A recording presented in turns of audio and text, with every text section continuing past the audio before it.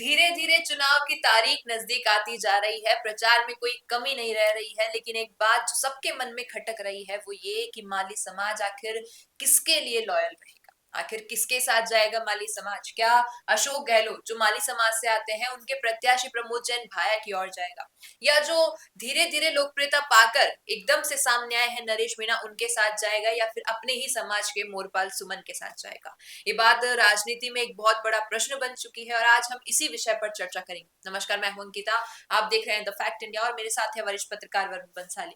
Sir, जैसे जैसे अंतः के चुनाव नजदीक आ रहे हैं, प्रचार का हम कहें लेवल बढ़ते ही जा रहा है। लेकिन सोचने वाली बात है, लोग कहते हैं वहां पे माली समाज इतना ज्यादा है कि जो निर्णय है कहीं ना कहीं उन पर निर्भर करता है। लेकिन एक और बात जो मन में आती है कि माली समाज अपनी समाज के प्रत्याशी को चुनेगा, या फिर उस प्रत्याशी को चुनेगा जो उनके समाज के एक बड़े नेता ने लाया है, या फिर वो नरेश मीणा की ओर जाएगा? क्या लगता है आपको, आखिर किसकी ओर होगा?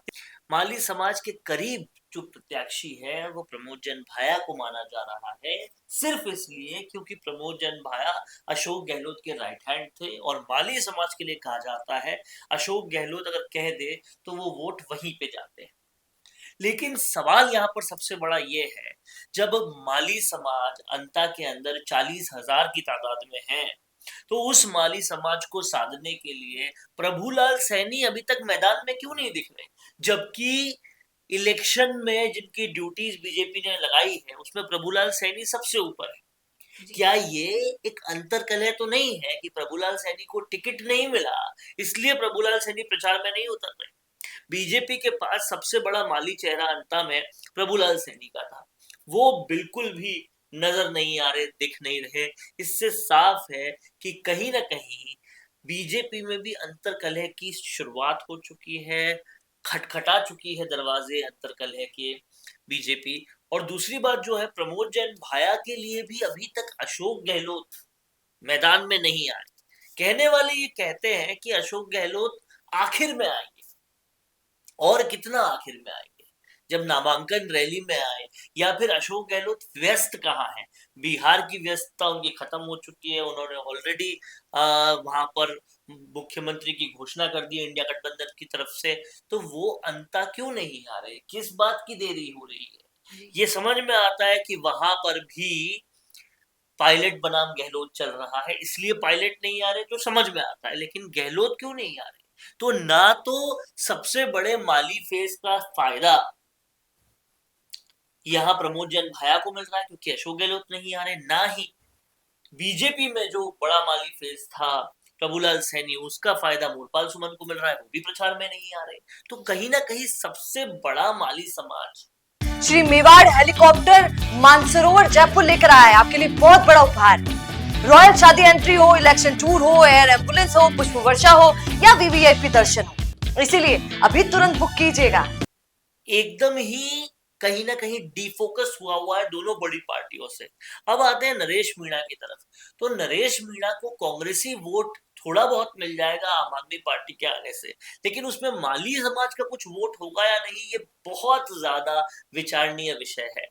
और मीणा समाज के जो वोट हैं वो क्या 100% नरेश मीणा की तरफ जाएंगे? यहाँ पर कहीं ना कहीं संशय पैदा होता है, क्योंकि कंवरलाल मीणा के सहानुभूति वाले वोट तो बीजेपी को ही मिलेंगे, और जो मीणा जाति के ट्रेडिशनल वोट है, जो ट्रेडिशनल कांग्रेसी है, कट्टर कांग्रेसी है, वो कांग्रेस को मिलेंगे। तो यहाँ नरेश मीणा के वोट भी बट जा रहे हैं। ऐसे में माली समाज किसके साथ जाएगा, ये बहुत बड़ा प्रश्न चिन्ह हो चुका है, क्योंकि माली समाज का खुद का कोई प्रत्याशी यहाँ पर नहीं खड़ा हुआ है। यहाँ पर थोड़ा बहुत पलड़ा जो है वो प्रमोद जैन भाया का ऊपर इसलिए दिखता है क्योंकि प्रमोद जैन भाया इतने सारे इलेक्शंस फाइट कर चुके हैं, कई जीत चुके हैं अंता के अंदर। तो उनका माली समाज में कहीं ना कहीं एक पूर्व पकड़ है, तो वो अपनी इमेज से ही बहुत कुछ कर सकते हैं माली समाज के अंदर। इसीलिए इन तीनों में अगर ये माना जाए कि माली समाज का वोट सबसे ज्यादा किसको जा रहा है, तो अभी सब समीकरण देखते हुए प्रमोद जैन भाया को ही सबसे ज्यादा वोट मिल रहा है। स्ट्रैटेजिकली अगर वो पूर्व मुख्यमंत्री अशोक गहलोत को मैदान में लाते हैं जस्ट वोट देने से पहले और उससे माइंड इन्फ्लुएंस और कर पाते हैं, तो कहीं ना कहीं वो इलेक्शन के गेम टर्नर साबित हो सकते हैं। जी, सर आपने पूरा समीकरण समझा है कि प्रमोद जन भाई के साथ कौन है, नरेश मीणा के साथ कौन है, लेकिन जो सोशल मीडिया पर वीडियोस आते हैं अधिकतर देखा जाता है कि या तो प्रमोद जन भाई का नाम लिया जा रहा है या नरेश मीणा। लेकिन मोरपाल सुमन की इतनी लोकप्रियता क्या पता शायद नहीं हो रही हो, लेकिन क्या ऐसा हो सकता है कि ये दोनों तो प्रचार में लड़ते रह जाएं और मोरपाल सुमन ये विजय हासिल कर ले अपनी पार्टी के साथ? देखिए, मैं आपको 3 चीज़ें बताता हूँ कि मोरपाल सुमन को इग्नोर क्यों नहीं करना चाहिए। जो भी ये गलती कर रहा है, जो ये सोचकर कि यहाँ तो सिर्फ भाया और नरेश मीणा ही है, मोरपाल सुमन का तो नाम ही नहीं है, वो गलती बहुत भारी पड़ सकती है। क्योंकि सबसे पहले तो जो बीजेपी का ट्रेडिशनल वोटर है, जो कमल का फूल देखकर वोट देता है, वो राजपूत, वो बनिया, वो वैश्य, वो ब्राह्मण, वो सारे वोट बीजेपी को ही मिलेंगे क्योंकि वो कैंडिडेट नहीं देखते, वो सिंबल देखते हैं। दूसरी बात एक विचारधारा वाली आती है। जी विचारधारा ये कि 2.5 साल बचे हैं 2028 आने में, और 2.5 साल में अगर हम उस कैंडिडेट को वोट देते हैं जिनकी राज्य में भी सरकार है और जिनकी केंद्र में भी सरकार है, तो ही हमारा विकास हो पाएगा। अगर उसको नहीं दिया तो विकास कैसे होगा? ये जो सोच है, ये भी बीजेपी की तरफ वोट डलवाती है अक्रॉस कास्ट। कोई भी कास्ट हो, लेकिन ये आदमी हर बार सोचता है कि 2.5 साल तो बचे हैं, 2.5 साल में हमारे यहाँ विकास हो जाएगा अगर हम उस पार्टी को वोट देंगे जो दोनों तरफ सत्ता में है। जी तो दूसरी तरफ के वोट वहां पे जाते हैं। तीसरी तरफ जो कट्टर हिंदूवादी वोट है, जो कट्टर संघी वोट है, बिल्कुल। क्योंकि आरएसएस जैसा संगठन बीजेपी के अलावा किसी के पास नहीं है, जो ये मानता रखता है कि हर गेट खटखटा सकता है, हर राष्ट्रवादी की आत्मा को जगा सकता है कि भाई अगर तुमने बीजेपी को वोट नहीं दिया तो बहुत बड़ी दिक्कत हो जाएगी। ये 3 फैक्टर्स जो हैं वो मोरपाल सुमन के बिल्कुल पक्ष में है, और इन 3 फैक्टर्स से कहीं ना कहीं प्रमोद जैन भाया और नरेश मीणा को भी डरना चाहिए।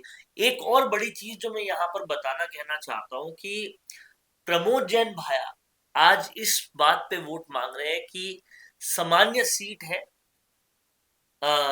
सामान्य कैंडिडेट होना चाहिए, जनरल कैटेगरी का कैंडिडेट होना चाहिए और स्थानीय कैंडिडेट होना चाहिए। वो इस चीज पे वोट मांग रहे हैं। अब आप इस बात को समझिएगा कि अगर ये जनरल सीट के वोट मांग रहे हैं तो जनरल सीट के कई सारे वोटर्स कमल के फूल पर ही वोट देते हैं, वो ट्रेडिशनली बीजेपी के वोटर हैं। तो आप अगर बीजेपी के वोट अपनी तरफ लेने की कोशिश कर रहे हो और उसके लिए इग्नोर कर रहे हो वो वोट जो ट्रेडिशनली कांग्रेस के हैं, तो कहीं ना कहीं ये आपकी कैंपेन में बहुत बड़ी गलती हो जाएगी, ये सोच के कि मेरे पास पुराने कांग्रेस के वोटर्स तो हैं ही, मैं तो पहले बीजेपी के वोट लेता हूँ। ये बहुत बड़ी गलती इसलिए होगी क्योंकि नरेश मीणा और आम आदमी पार्टी दोनों ट्रेडिशनल कांग्रेस वाले वोट खा रहे हैं। तो प्रमोद जैन भाया को वक्त रहते उनको भी संभालना चाहिए। बिल्कुल। अब पूछती हूँ आपसे, क्या लगता है आपको कि आखिर माली समाज जनता का किसकी ओर रुख करेगा? क्या कहना है आपका इस पर? बताएगा कमेंट में। बने रहिए द फैक्ट इंडिया के साथ। धन्यवाद। बिजनेस अच्छा हो सकता है, लेकिन अगर नाम नहीं दिखा तो पहचान कैसे बनेगी? अब टेंशन छोड़िए, द फैक्ट इंडिया आपके बिजनेस को देगा वो पहचान जो पूरे राजस्थान में हर किसी तक पहुंचे। न्यूज चैनल पर विज्ञापन, पॉडकास्ट और प्रमोशन के जरिए आप सीधे 5 लाख सब्सक्राइबर और 10 करोड़ से ज्यादा व्यूज तक अपनी पहुंच बना सकते हैं। तो देर किस बात की, आज ही द फैक्ट इंडिया से जुड़िए और अपने बिजनेस को बनाइए हर घर का नाम।